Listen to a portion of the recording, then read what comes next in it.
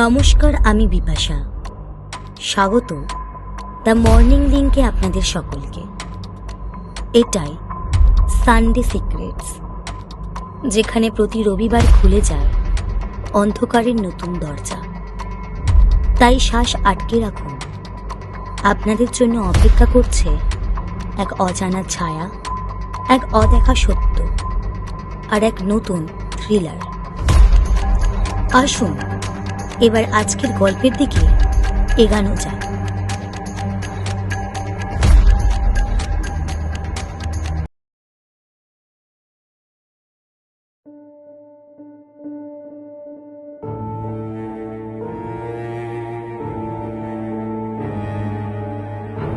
ইতিহাসে এমন কিছু মানুষ আছেন যারা মৃত্যুর পরে পৃথিবী শাসন করেন।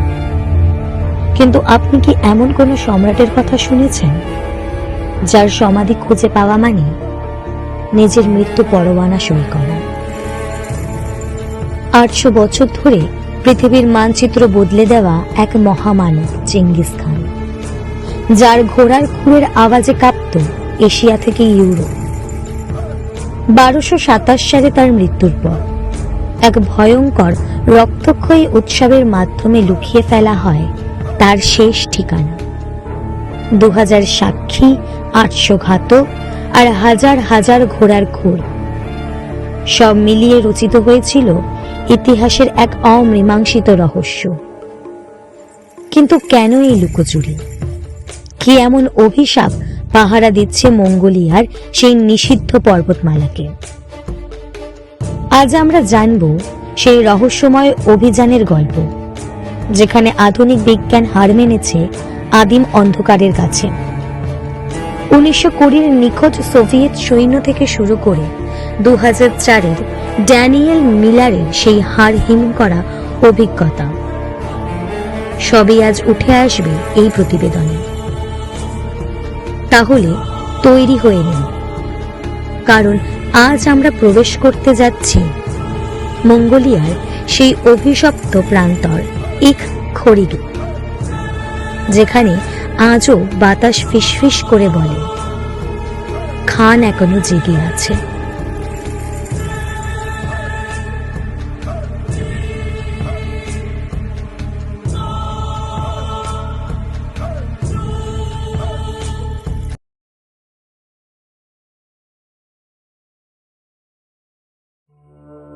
মঙ্গোলিয়ার বিস্তীর্ণ মরুভূমি আর জনমানবহীন স্টেপ অঞ্চলের মাঝে এমন এক রহস্য লুকিয়ে আছে, যা ৮০০ বছর ধরে পৃথিবীর বাঘা বাঘা প্রত্নতাত্ত্বিকদের ঘুম কেড়ে নিয়েছে। ১২২৭ খ্রিস্টাব্দ, পশ্চিম শিয়া বিজয়ের সময় ইতিহাসের সবচেয়ে শক্তিশালী এবং নিষ্ঠুর এক সম্রাট মারা যান, যার মৃত্যু কোনো সাধারণ মৃত্যু ছিল না। চেঙ্গিস খান জানতেন তার মৃত্যুর পর সারা পৃথিবী তার সমাধির জন্য হাহাকার করবে, তাই তিনি এক ভয়ঙ্কর ছক কষেছিলেন। কিংবদন্তি আছে তাকে যখন সমাহিত করা হয় তখন সেই কাফেলায় ছিল ২০০০ ভৃত্য এবং ৮০০ ঘোড়সওয়ার। সমাধি শেষ হওয়ার পর সেই ৮০০ সৈন্য ও ওই ২০০০ ভৃত্যকে হত্যা করা হয়। এরপর অন্য একদল ঘাতক সৈন্য ওই ৮০০ সৈন্যকেও শেষ করে দেয়। লক্ষ্য একটাই, যাতে একটিও প্রাণী বেঁচে না থাকে যে বলতে পারে সমাধিটি কোথায়। এমনকি সেই এলাকার ওপর দিয়ে ১০০০ ঘোড়া দৌড় করানো হয় এবং একটি নদীর গতিপথ ঘুরিয়ে দেওয়া হয়, যাতে প্রকৃতির বুকেও কোনো চিহ্ন না থাকে। প্রশ্ন হলো, কেন এই গোপনীয়তা? কিসের ভয় এই সম্রাট তার শেষ ঠিকানা লুকিয়ে রাখতে চেয়েছিল? ২০০৪ সাল, ড্যানিয়েল তার আন্তর্জাতিক দল নিয়ে মঙ্গোলিয়ার খেন্তি পর্বতমালার গভীরে প্রবেশ করেন। ড্যানিয়েলের হাতে ছিল অত্যাধুনিক স্যাটেলাইট ম্যাপ আর গ্রাউন্ড পেনিট্রেটিং রাডার। স্থানীয় মঙ্গল সামানরা তাকে বারবার সতর্ক করেছিল, বড় খানের ঘুম ভাঙিও না, নতুবা প্রকৃতি তার রক্ত চাইবে। কিন্তু ড্যানিয়েল বিশ্বাস করতেন না কোনো অভিশাপে। অভিযান শুরু তৃতীয় দিন থেকে অদ্ভুত সব কাণ্ড ঘটতে শুরু করল।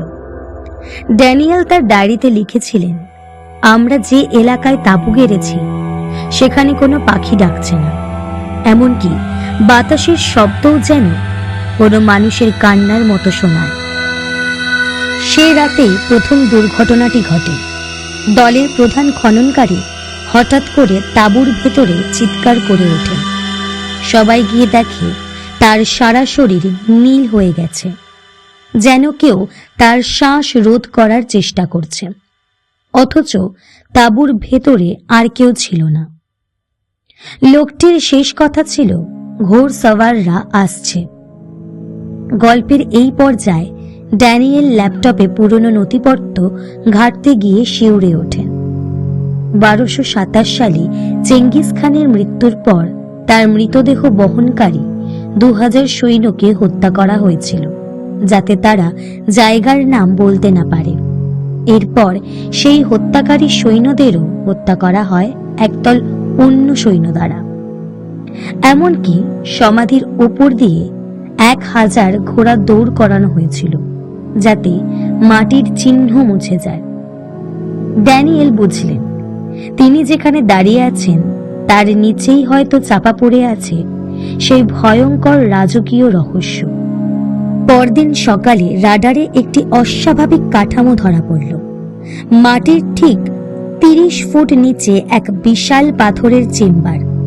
দলের সবাই যখন খুশিতে আত্মহারা, ঠিক তখনই আকাশ পরিষ্কার থাকা সত্ত্বেও প্রচন্ড এক বজ্রপাতে কেঁপে উঠল এলাকা। কোনো বৃষ্টি নেই, শুধু মেঘের গর্জন। আচমকা পাহাড়ের ঢাল থেকে এক বিশাল ধস নামল। ড্যানিয়েল দেখলেন তার চোখের সামনে তাদের সবচেয়ে দামি যন্ত্রপাতিগুলো মাটির নিচে তলিয়ে গেল। স্থানীয় গাইডরা ভয় কাজ ছেড়ে পালিয়ে গেল। তার দাবি ছিল তারা পাহাড়ের চূড়ায় নীল রঙের এক বিশাল নেকড়েকে দাঁড়িয়ে থাকতে দেখেছিলেন, যা মঙ্গোলিয়ান মাইথোলজিতে চেঙ্গিস খানের পবিত্র পাহারাদার। অভিযানটি মাঝপথেই বন্ধ করে দিতে বাধ্য হলেন ড্যানিয়েল, কিন্তু অভিশাপ তাকে মুক্তি দেয়নি। ফেরার পথে হেলিকপ্টারের যান্ত্রিক ত্রুটি দেখা দিল। রহস্যজনকভাবে ড্যানিয়েলের তোলা সব ডিজিটাল ছবি ডিলিট হয়ে গেল। সুস্থ অবস্থায় দেশে ফেরার কয়েক মাসের মধ্যেই এমন এক বিরল স্নায়বিক রোগে তিনি আক্রান্ত হলেন, যার কোনো ব্যাখ্যা ডাক্তারদের কাছে ছিল না। আজও মঙ্গোলিয়ার সেই নিষিদ্ধ অঞ্চলে কোনো খনন কাজ চলে না।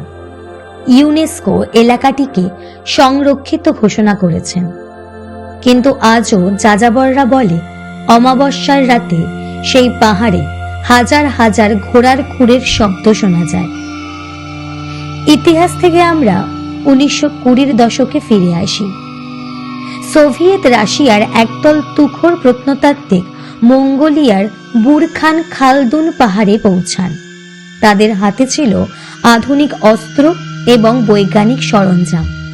স্থানীয়রা তাদের হাত জোর করে নিষেধ করেছিলেন, কারণ মঙ্গলদের কাছে এই পাহাড় পবিত্র এবং নিষিদ্ধ।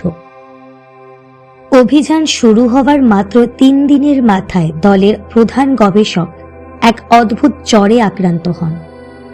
তার ডায়েরিতে লেখা ছিল, রাতে তাঁবুর বাইরে আমি কোনো প্রাণীর ডাক শুনিনি, কিন্তু শুনেছি তলোয়ারের ঝনঝনানি আর খুরের শব্দ। চতুর্থ দিন সকালে দেখা যায় দলের 2 জন সদস্য নিখোঁজ।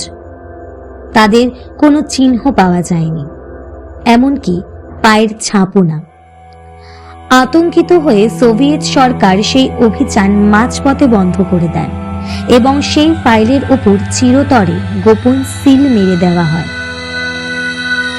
বিজ্ঞানীরা বলেন, মঙ্গোলিয়ার এই অঞ্চলে প্রচুর পরিমাণে মিথেন গ্যাস এবং বিশেষ কিছু খনিজ আছে, যা হ্যালুসিনেশন তৈরি করাতে পারে। কিন্তু প্রশ্ন হলো, সেই 1920 সালের সোভিয়েতের সৈন্য থেকে শুরু করে 2002 সালের জাপানি হেলিকপ্টার দুর্ঘটনা, সবার সাথেই কেন একই রকম ঘটনা ঘটল?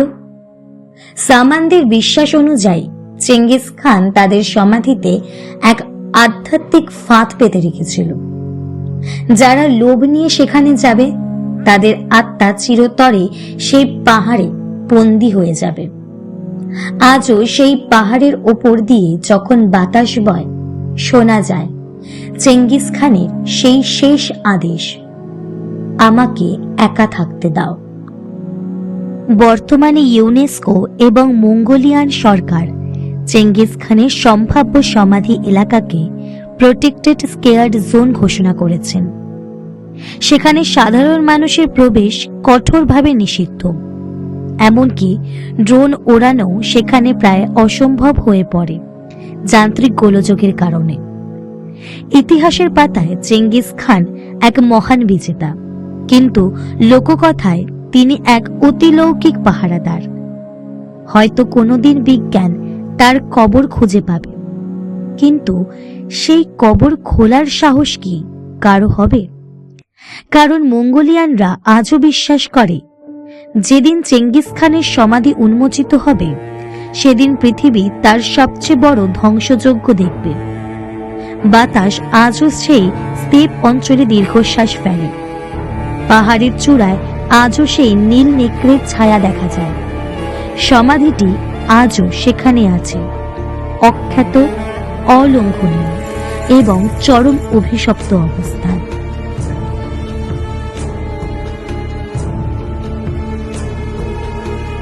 আশা করি আজকের গল্পটি আপনাদের ভালো লেগেছে। আর এইরকম আরো গল্প শুনতে আপনাদের আমাদের পাশে থাকতে হবে এবং আমাদের পেজটি ফলো করতে হবে। দেখা হবে নতুন কোনো গল্প নিয়ে। নমস্কার।